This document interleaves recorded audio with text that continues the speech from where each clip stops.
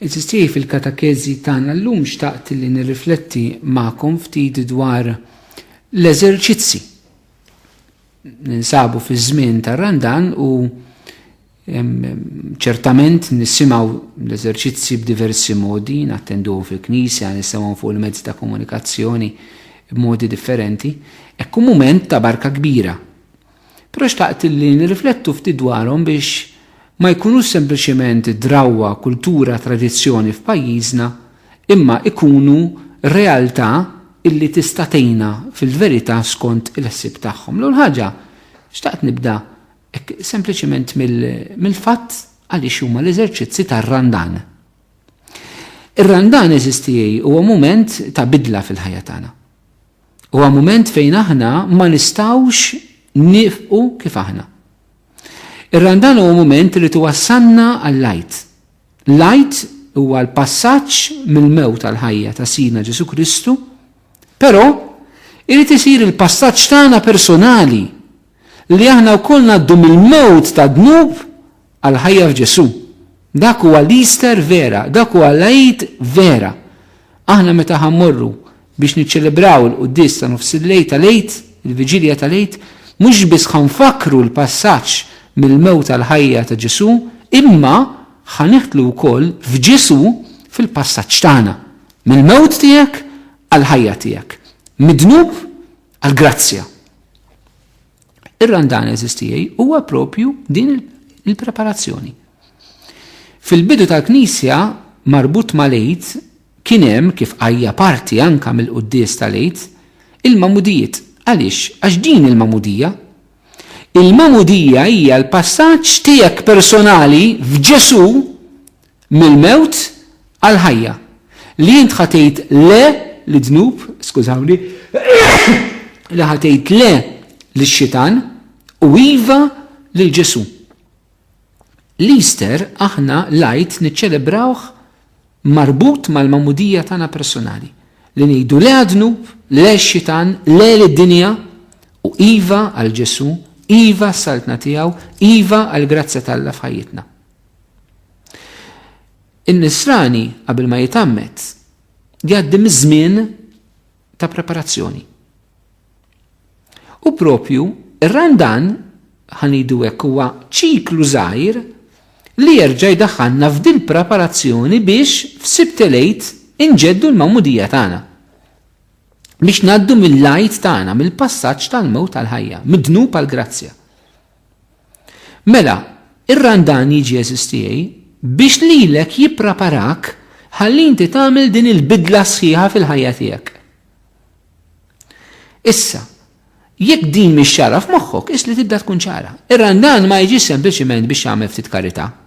Ma jiġix biex tibda ssum jew biex titlab aktar, irid iwasslek lejn xi ħaġa u mhux lejn li tiffoka biss fuq il-passjoni il-mewt il-qawmin ta' Ġesu, imma fuq il-mewt il-qawmin tiegħek personali fi Kristu Ġesu. Ir-Randan allura maħbubin tiegħi isir din il-preparazzjoni għal dan il-mument tant importanti għalik f'ħajtek. It-tiġdid tal-Magħmudija tiegħek f'Sibt el-Għid. U l-mod kif il-Knisja tippreparana hija b'dawn l-eżerċizzi li aħna rridu nagħmlu.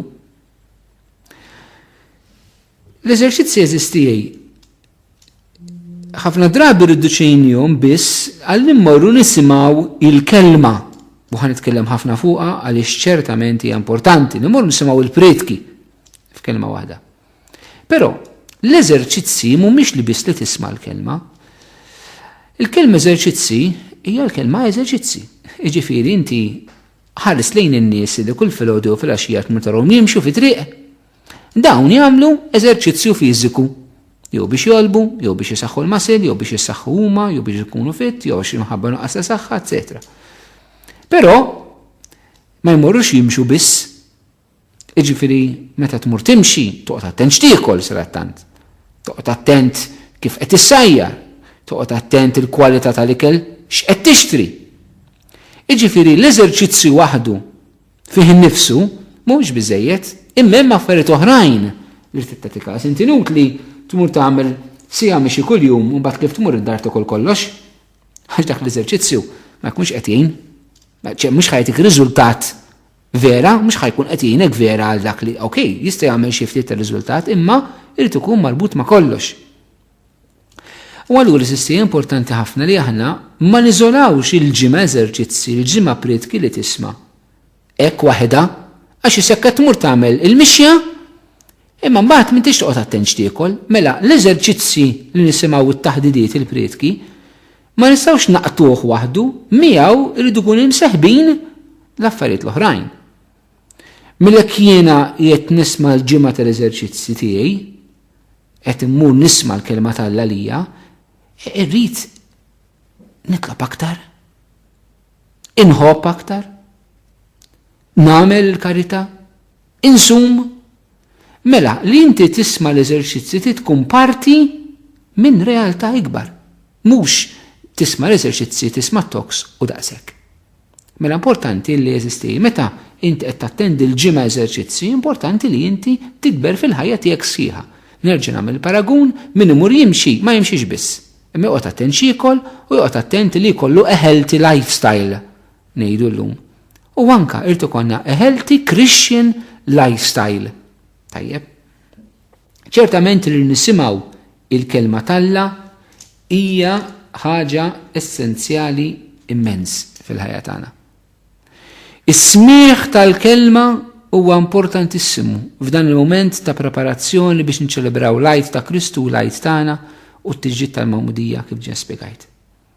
Is-smieħ tal-kelma. San Pawli jidilna is-smieħ il-fidi tiġi mis-smieħ tal-kelma ta' Kristu. Il-fidi tiġi mis-smieħ tal-kelma ta' Kristu. Jekk inti m'intix tisma' l-kelma tal-Alla, kif tista' tikber fil-fidi? Aħna fid-dinja tal-lum eżistijaj nisimgħu ħafna kliem, ħafna idejat, ħafna opinjonijiet.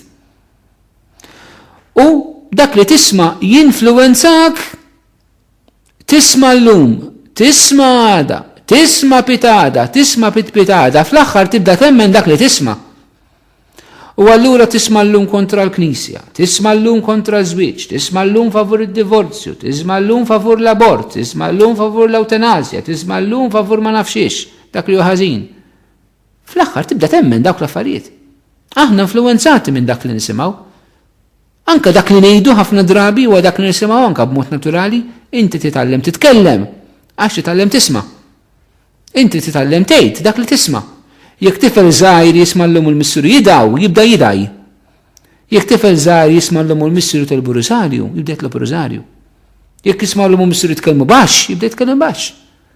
Jekk jibda jisma' kliem tajjeb, jibda jitkellem tajjeb. Għax aħna hekk nitgħallmu nitkellmu dak li nisimgħu. U dik mhix biss meta nkunu żgħar eżisti, anke meta nikbru. Allura importanti ħafna li aħna għandna l-bżonn li nitgħallmu nisimgħu sew il-kelma tal-Alla u nattendu l-eżerċizzi biex nisimgħu il-kelma tal-Alla. Għandna bżonn nirreżisti għax il-kelma tal-Alla hija ħajja qawwija u għandha qawwa fiha nfisha.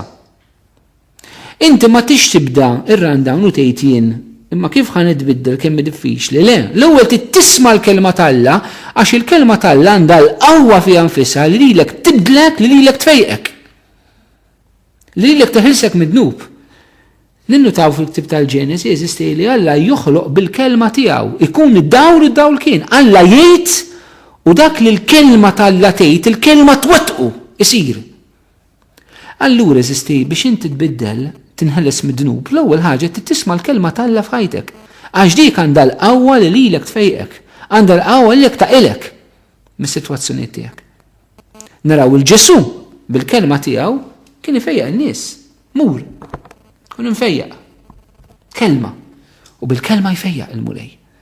U allura inti trid l-ħajtek tlaqaħħa mal-kelma tal-Alla. Trid tismagħha u nenfasizza eżisti il-bżonn li nisimgħu il-kelma tal-Alla. Oħroġ minn darek, mur il-Knisja u isma' il-kelma tal-Alla tiġi pritkata. Jekk ma tistax, segwi l-mezzi ta' komunikazzjoni. Ma irridu nisimgħu il-kelma tal-Alla tiġi pritkata, eżisti. Għaliex jekk le kif tikber il-fidi? Bl-opinjoni ta' ħaddieħor, kif taħsibha int il-fidi ma tikberx b'hekk. Tikber bis-smieħ tal-kelma. Per rridu eżisti anka fl-eżerċizzi, aħna rridu il-kelma tal-Alla nilqawha bħala kelma tal-Alla. Il-kelma tal-Alla mhijiex biex impoġġuha fil-librerija pari par ma' kotb oħrajn. X'jidilna Ġesu mhuwiex wieħed mill-ħafna ħsibijiet u opinjonijiet tal-filosofi, tat-teoloġi, tal-ħaddiema, ta' xi politiku. Il-kelma ta' Ġesu tmur lilien tiżboq dan kollu eżistijej. U aħna rridu nistmaw il-kelma tal-Alla kif tassewi. Irridu nħallu l-kelma tal-Alla jkollha awtorità fuqna. Irridu nħallu l-kelma tal-Alla taħkimna. Mhux aħna naħkmu l-kelma.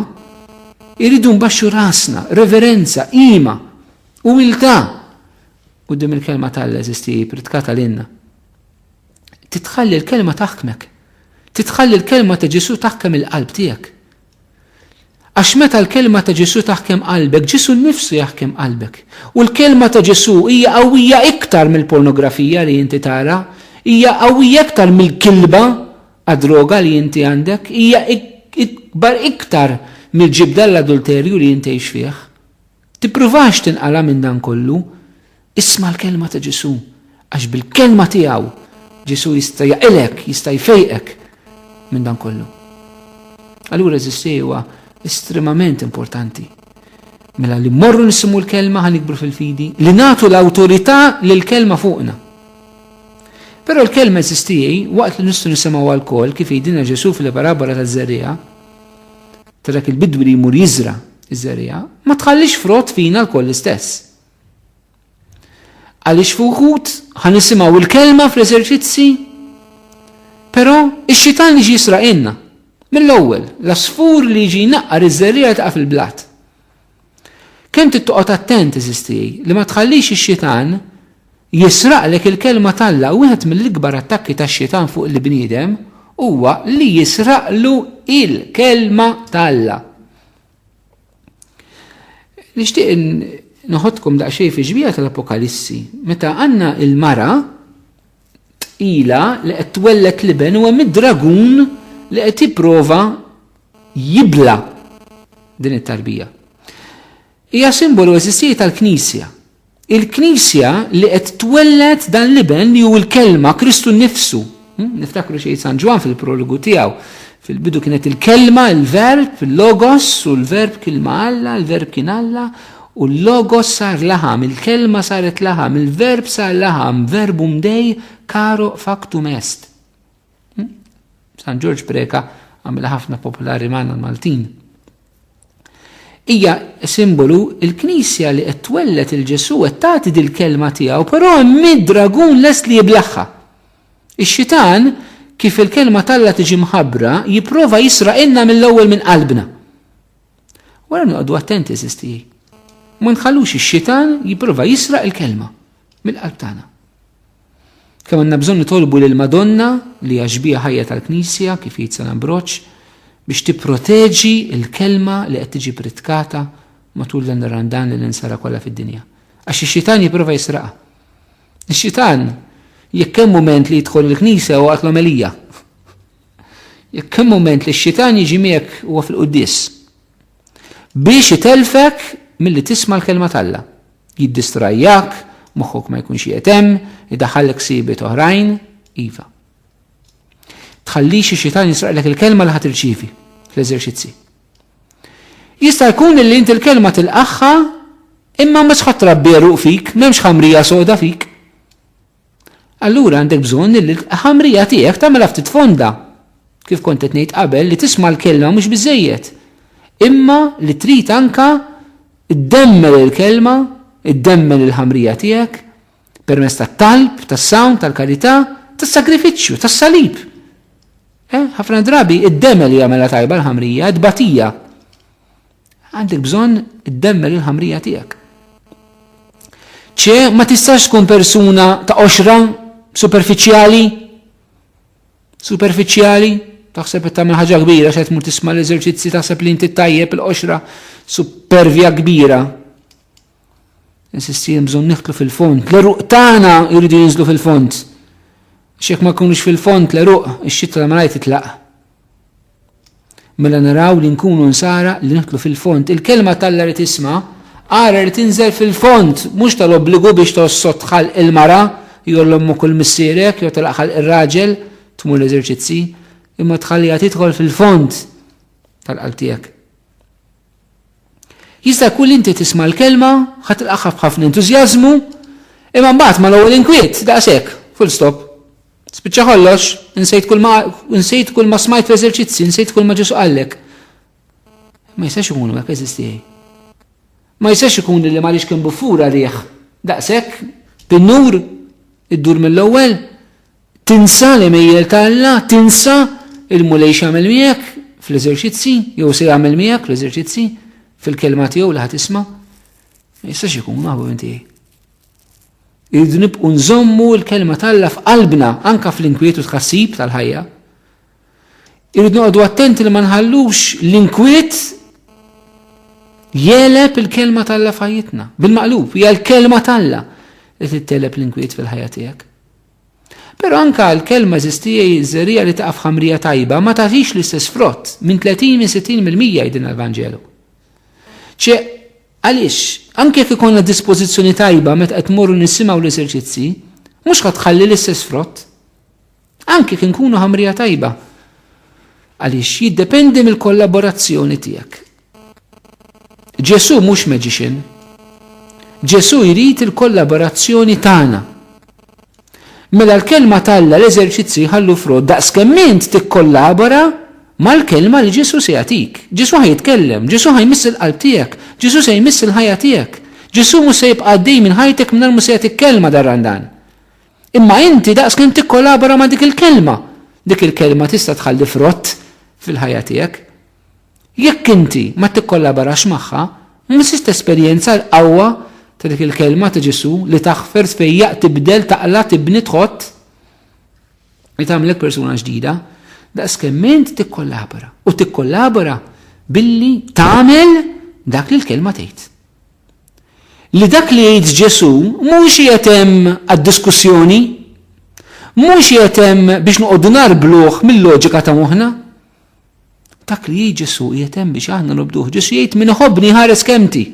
U l-ikbar kollaborazzjoni hija l-imħabba lejn Ġesu li dak li jgħidilna fil-kelma tiegħu dak Ġesu se jgħidlek se jagħtik f'eżerċizzi inti dana tgħixu. Frott l-imħabba, mhux frott il-biża'. Ċertament aħna nistgħu ma nikkollaborawx għall-kelma għaliex aħna ma rridux nitbidlu. Ġesu ma tafx biex se joħroġ dawn l-eżerċizzi. Ġesu ma tafx biex ħajmissek fil-ħajja tiegħek. Ma tafx li ma dnub irid jaqlek minnu, ma tafx li ma rokna ta' ħajtek irid jidħol, u forsi ħajmislek dak id-dnub, dik ir-rokna, dik l-erja ta' ħajtek li int ma tridux imislek dan ir-randan. Forsi inti l-Ġesu tridu jidħol kullimkien f'ħajtek imma mhux fl-adulterju li qed tgħix. Forsi Ġesu tridu jidħol fl-erja skolla ta' ħajtek imma mhux fil-pornografija li tara.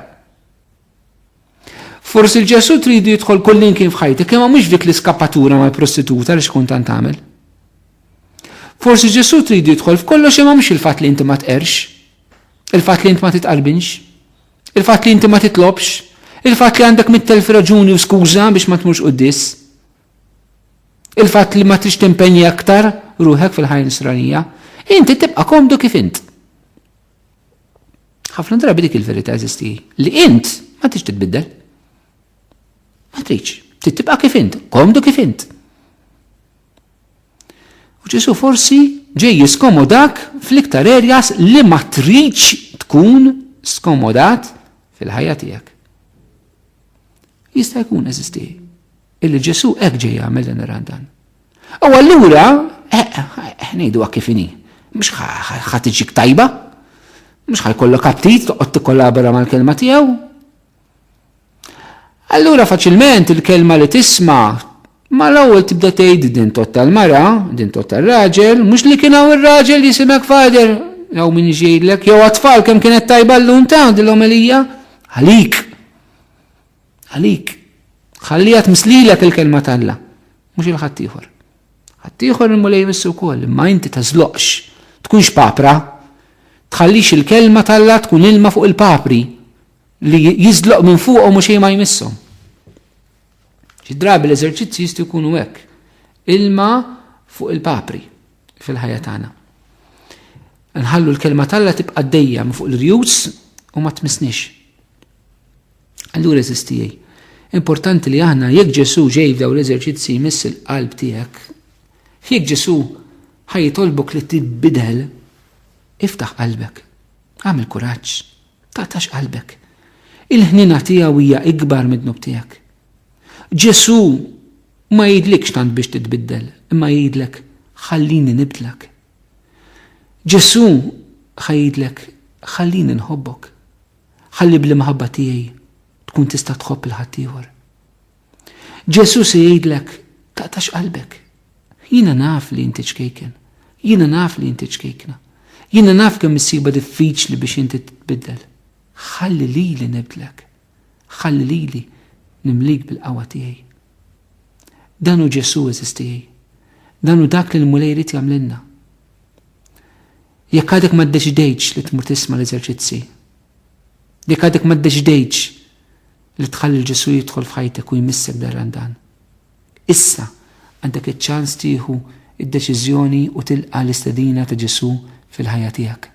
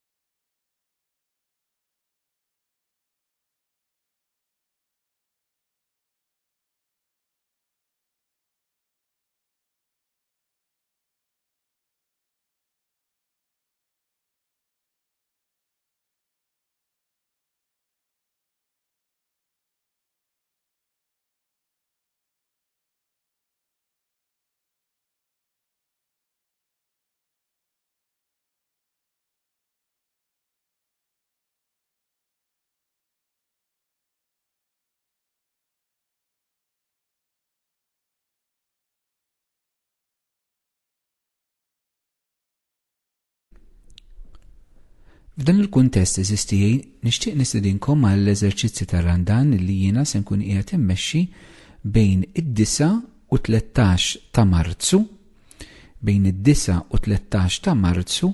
fis-6:30 ta' filgħaxija fil-Knisja ta' Sant'Antnin il-Kabuċċini Għajndwieli ir-Raħal Ġdid.